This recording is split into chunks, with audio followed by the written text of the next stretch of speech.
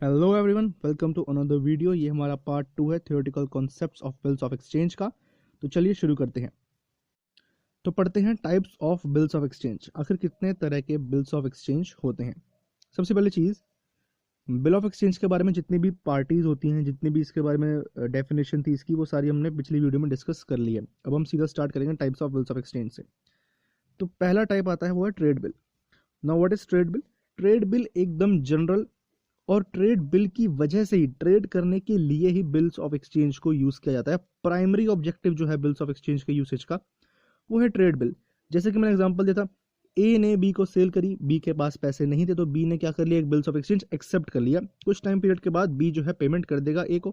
That is trade bill.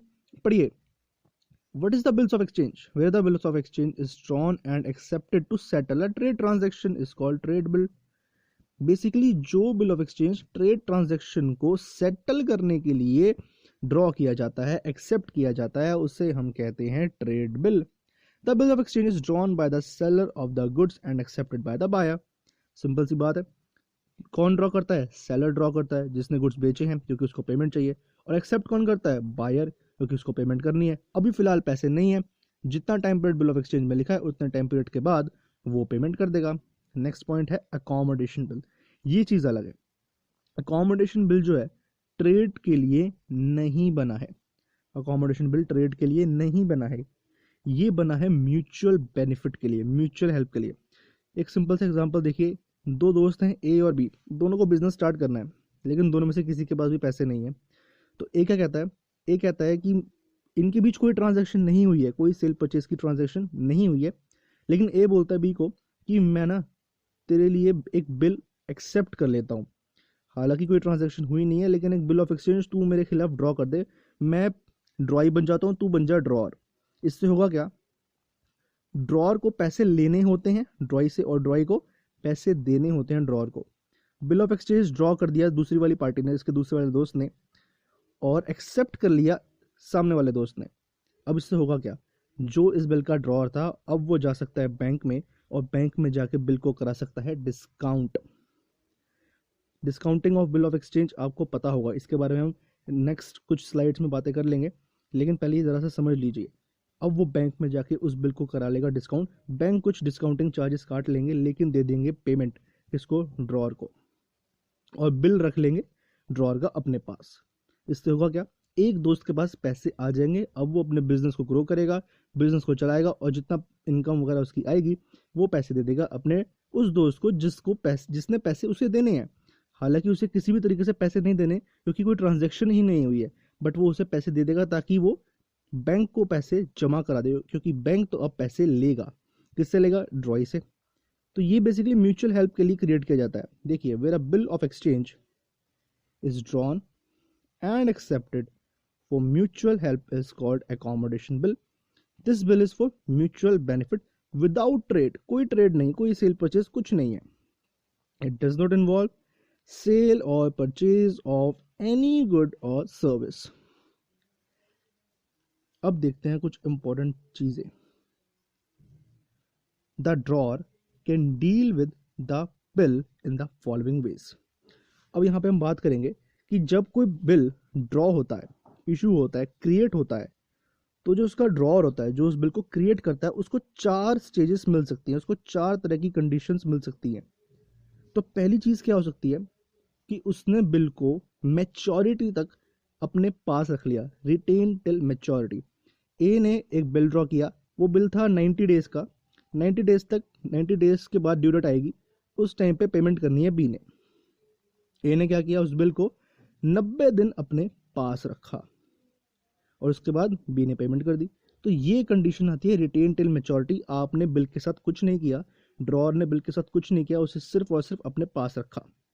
दूसरी condition आती है डिस्काउंट विद द बैंक। ए ने सोचा कि यार 90 डेज तो बहुत ज़्यादा है, लेकिन पैसे मुझे अभी चाहिए। ऐसा भी हो सकता है कि पैसे की ज़रूरत उसे अभी पड़ जाए, तो वो क्या करेगा? अब वो जाएगा बैंक के पास, और बैंक के पास जाके उस बिल को करा लेगा डिस्काउंट। बिल जो है बैंक रख लेगा, कुछ चार्जेस काट लेगा, और उसकी पेमेंट कर देगा ड्रॉअर को।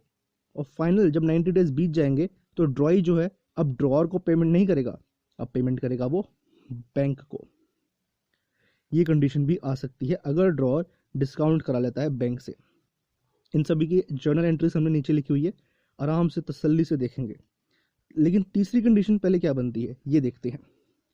Endorsement, endorse in favour of another person. ऐसा भी हो सकता है कि जो ड्रॉअर था बिल का उसने अपने पास रिटेन नहीं करा, ना ही बिल डिस्काउंट कराया, उसने एंडोर्स कर दिया अपने किसी क्रेडिटर को। उसने कहा यार इसको पेमेंट करनी है मैंने और दूसरे वाले से पेमेंट लेनी है, इससे बढ़िया मैं क्या करता हूँ अपना बिल क्रेडिटर को दे देता हूँ, फाइनल पेमेंट जो होगी डेटर मेरे क्रेडिटर को कर देगा। तो एंडोर्समेंट भी हो सकती है। फोर्थ पॉइंट बनता है bill send for collection to bank. मैंने अपना बिल बैंक को भी दे दिया और बैंक को कहा कि जब पेमेंट आए उसे कलेक्ट कर लेना। ये अलग पॉइंट है। इसमें होता क्या है, जो ड्रॉअर होता है ना वो अपने बैंक को कुछ इंस्ट्रक्शंस दे देता है और कहता है कि ये रहा मेरा बिल, जब भी पेमेंट आएगी तो उसे मेरे बैंक में क्रेडिट कर देना, मेरे बैंक अकाउंट में क्रेडिट कर देना। तो इससे क्या होगा, मेरा बिल चला जाएगा बैंक के पास। ये हो जाएगा bill send for collection to the bank. ये 4 कंडीशंस आ सकती हैं। या तो आप उसको मैच्योरिटी तक रख सकते हो, या फिर आप उसे बैंक से डिस्काउंट करके इमीडिएट पेमेंट ले सकते हो, या फिर अपने क्रेडिटर को ये बिल एंडोर्स कर सकते हो, या फिर बैंक को ये कलेक्शन के लिए दे सकते हो। अब हम देखेंगे कुछ ऐसी एंट्रीज जो कि ड्रॉअर की बुक्स में आएंगी। इन चारों कंडीशंस को फुलफिल करेंगे हम। जितनी भी कंडीशंस मैंने आपको बताई है वो चारों कंडीशंस यहाँ पे पढ़ेंगे, उनकी जनरल एंट्रीज देखेंगे। अगर वो ऑनर हो गए, बिल डिसऑनर नहीं हुआ, बिल ऑनर हो गया, तो क्या एंट्री पास होगी ड्रॉअर की बुक्स में, वो भी देखेंगे। और अगर डिसऑनर हो गया तो क्या एंट्री पास होगी ड्रॉअर की बुक्स में, वो भी देखेंगे। चलिए देखते हैं। सबसे पहले क्या ट्रांजैक्शन होगी ड्रॉअर की बुक में। सबसे पहले ट्रांजैक्शन होती है सेल की। ड्रॉअर ने कुछ ना कुछ बेचा होगा और जिसकी पेमेंट ड्रॉई ने नहीं करी, तो ड्रॉई क्या बन जाएगा ड्रॉअर का, डेटर। जब हम किसी डेटर को सेल करते हैं तो उसकी क्या एंट्री होती है, डेटर टू सेल्स। यस, तो यहाँ पे हमारा डेटर कौन है, हमारा ड्रॉई। तो एंट्री पास होगी drawee account debited to sales. अब मैं क्या करूंगा, बिल ड्रॉ करूंगा और सामने वाली पार्टी बिल एक्सेप्ट कर लेगी। अगर मैंने बिल ड्रॉ करा और दूसरी पार्टी ने बिल एक्सेप्ट कर लिया है, अगर बिल एक्सेप्ट कर लिया है तो क्या एंट्री पास होनी चाहिए। देखिए जैसे ही वो बिल एक्सेप्ट करेगा तो मेरे लिए एक नई एसेट जनरेट हो जाएगी, दैट इज बिल्स रिसीवेबल।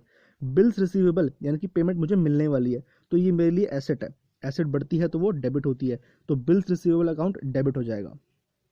दूसरी तरफ जो मेरा ड्रॉई था वो मेरा डेटर था, उससे मैं पहले डेबिट कर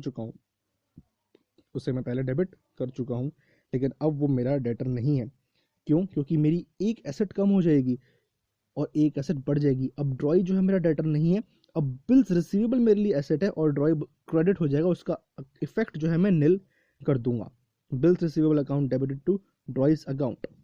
दोस्तों आज के लिए इतना ही। नेक्स्ट वीडियो में बाकी सारी एंट्रीज हम कवर करेंगे, तब तक के लिए स्टे ट्यून्ड।